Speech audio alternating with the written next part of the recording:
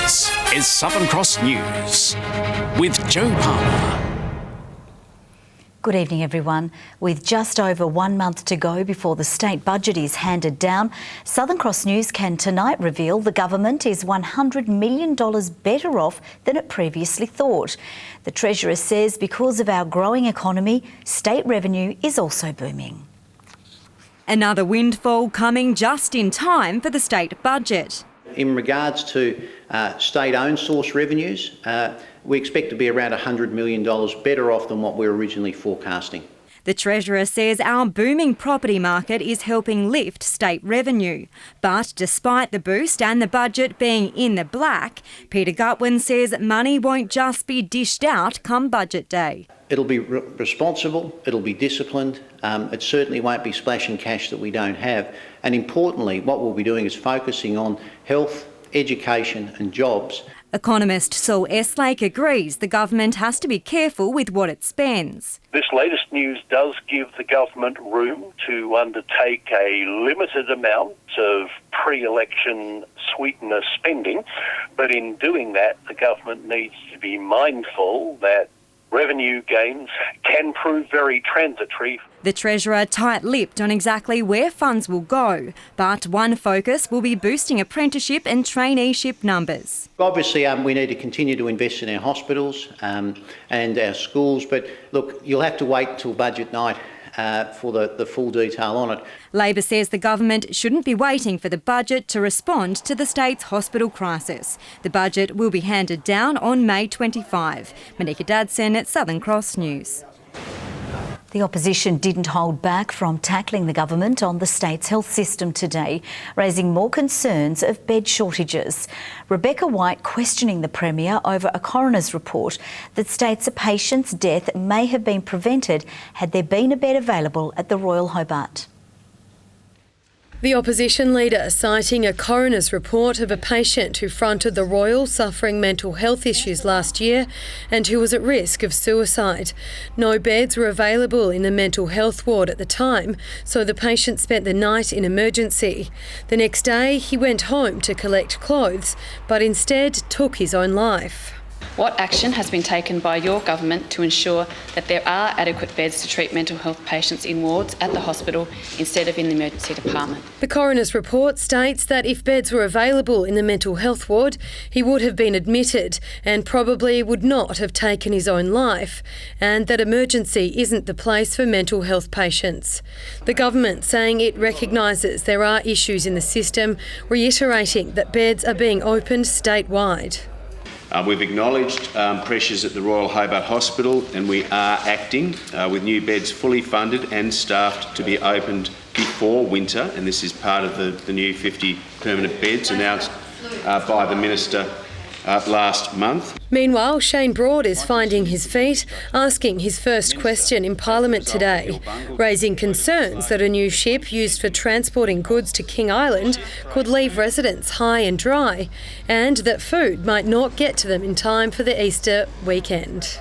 It's a smaller boat, it's an open deck, so it's exposed to the weather. There's uncertainty about its ability to handle rough weather, concerns that the ship may only be able to dock at high tide. Reen Hidding quick to shut down his new opponent, dismissing any questions of food shortages. So, having cleared up that there's no food security issues for King Island, he's now moved on to something else. This is a short-term arrangement with this vessel. They're currently looking for the permanent vessel. Parliament resumes tomorrow. Louise Hedger, Southern Cross News.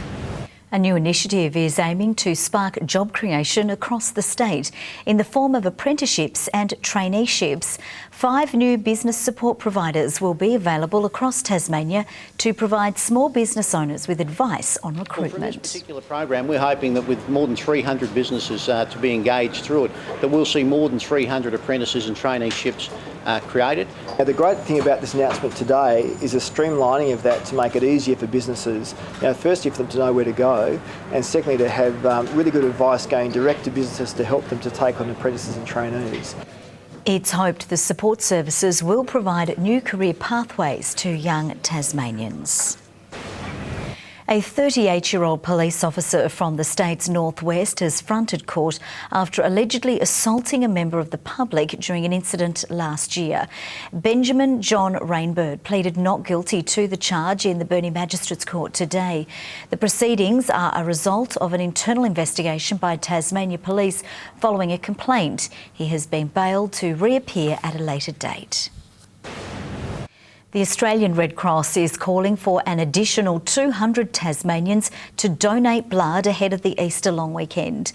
The call echoed by Tasmania Police, who today were urging drivers to be cautious on the roads, with road trauma patients often requiring large volumes of blood.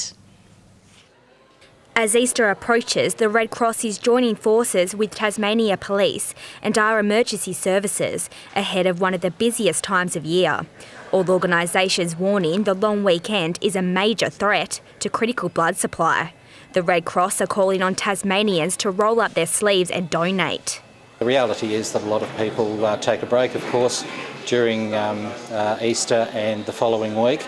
But the important thing is that the need for blood doesn't take a break. One of the biggest demands, road trauma patients rush to hospital with life-threatening bleeding. Many require large volumes of blood products quickly. We use blood, platelets and plasma and other factors as well. So we really need those products to keep people alive whilst we control the bleeding and manage their injuries. Tasmania Police also cracking down on dangerous driving this Easter, hoping to reduce blood supply demand. The aim is for 0 fatalities and no serious crashes.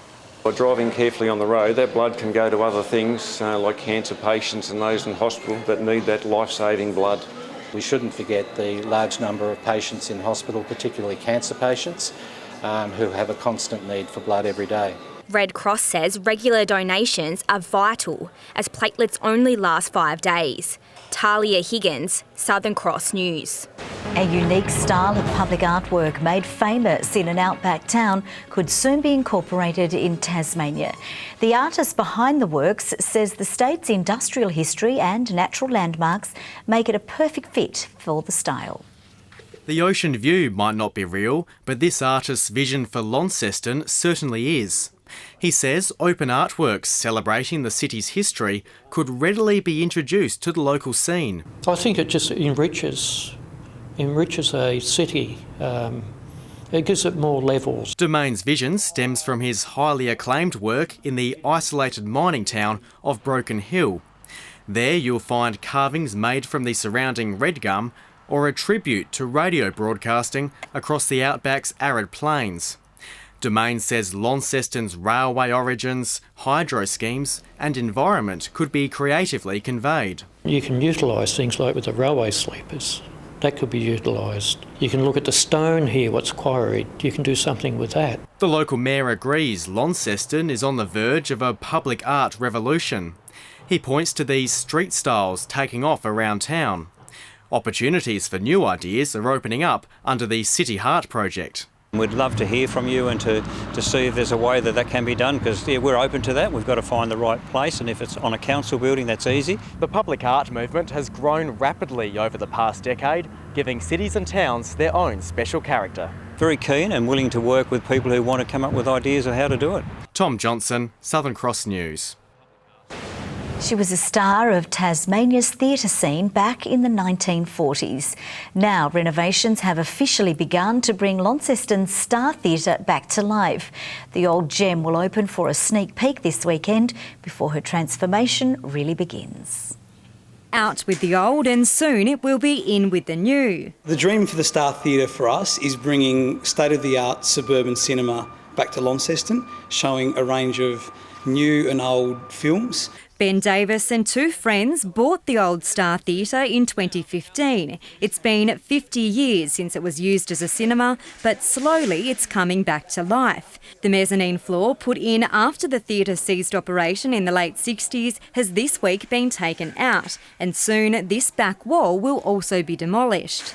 It will look a lot like it does today, so all of the amazing Art Deco features that still exist will just be celebrating and highlighting those. Anything new that has to go in will be more minimalist to allow us to really celebrate the original features. At the moment the building's in great great state for its age, and we just have to look after that. The development will be completed in several stages. It's hoped downstairs will be open by the end of the year. Then construction will begin up here in the dress circle.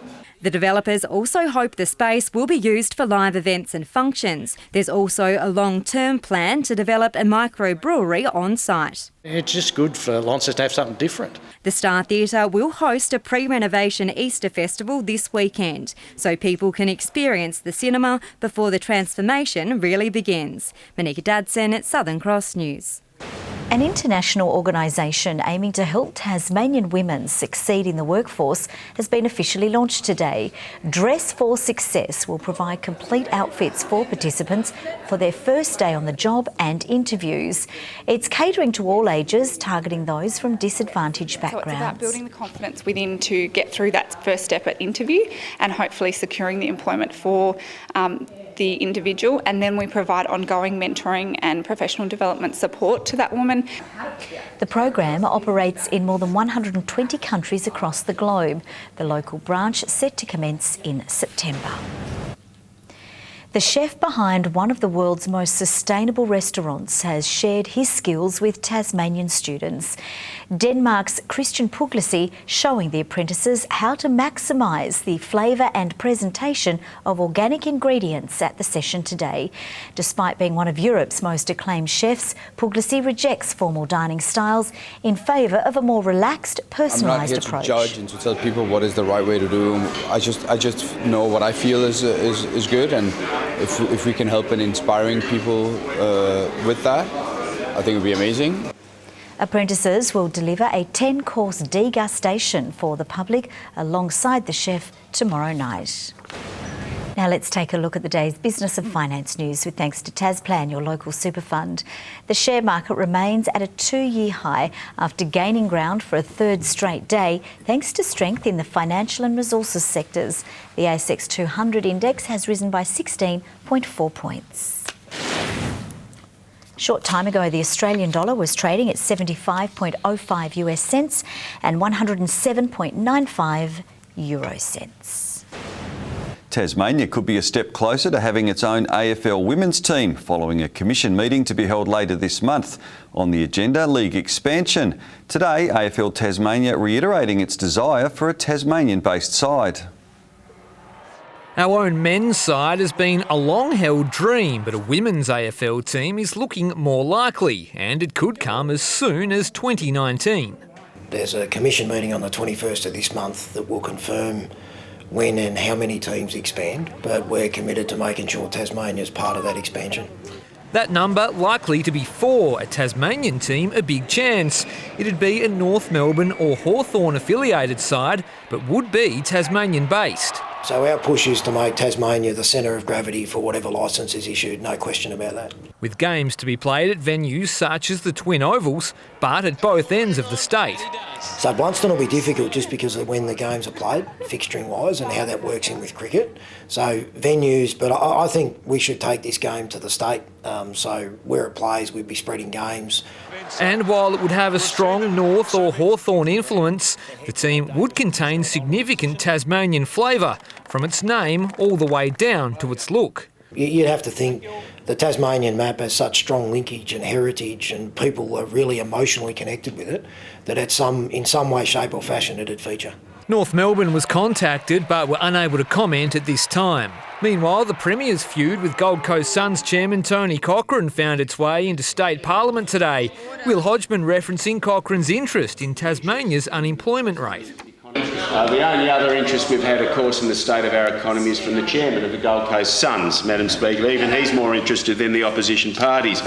Yesterday, he hit back at the Suns boss with a cheeky tweet, comparing both states' unemployment figures and its tourism accomplishments. Chris Rowbottom, Southern Cross News. Good evening. A cool one for Hobart, 13 degrees. Launceston along with Bridport and Scottsdale our high with 20. Burnie and Devonport reached 18. Low cloud and drizzle over the west and south today. Catamaran had 17 mils overnight to 9 a.m, while today Mount Wellington had 6 millimetres. Sunny weather over the north. Low Head and Flinders Island 19. Wynyard, Sheffield, Smithton, Bushy Park and Strawn all got to 18 degrees. King Island and Friendly Beaches 17 today. Campania 14, Grove 13 and Lyowini 11. The low over the Tasman Sea attracted plenty of cloud. Low-level cloud stretches back from that system to eastern Victoria and New South Wales. Low cloud also over Tasmania, South Australia and the rest of Victoria. The other big system is over the tropics in the monsoonal sector. Now, most of the cloud did stick to the south and the west today. A gradual creep northwards during the afternoon occurred. Tomorrow, the high moves to our south, extending a ridge northwards. A trough lies through the central eastern parts of the mainland. A cold front brushes the south of WA, and of course that monsoonal activity continues. The wind starting out southeasterly at 5 to 15 knots, but to 20 knots over the northeast. A change to the northeast will transpire during the day. Swells to 4 metres in western and southern waters. Partly cloudy for Hobart, 17 degrees, 17 also for Geeveston and Bothwell, bit of sun, bit of cloud. Launceston, partly cloudy as well, 19 the top, 18 for Devonport. Cressy, 18 as well, getting fairly consistent across the state tomorrow, apart from that shower or two over Burnie, 17, 19 for Strawn, maybe a shower for Curry, 19 as well. A possible light shower in the east, St Helens and Swansea, 17, Orford, 16 degrees. On Thursday, showers over the north coast and the west, increasing during the day before extending to southern areas. Light showers on Friday over the west, but fine for the rest of the state. And on Saturday, mainly fine again with a possible shower over the west. Mostly sunny in Perth tomorrow. Adelaide and Melbourne, fine and sunny as well. A shower for Sydney, Brisbane and Cairns. A storm and likely heavy falls over Darwin. That's all from us for now. We'll see you a bit later with updates. Thanks so much for your company. Good night.